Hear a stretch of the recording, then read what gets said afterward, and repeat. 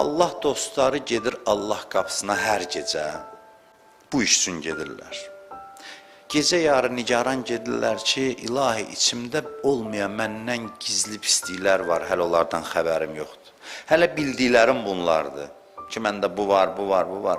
Sonra nələr var gizli qatımda pisliklər xəbərim yoxdur, nigaranam. Əleyhissalam son nəfəsinə qədər nigarandır ki, bəlkə içimdə gizli bir pisliyim var ki, səbəb olacaq mən kafir kimi ölüm. Nauzubillah mən deyirəm. Amma əleyhissalam bu narahatlıqla yaşayır. Əmir əl-müminin.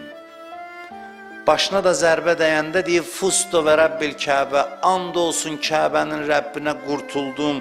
Yəni mən əmin oldum ki, içimdə bir pislik qalmayıb ki, imanla ölməyimə mane olacaq. Artıq bildim bunu.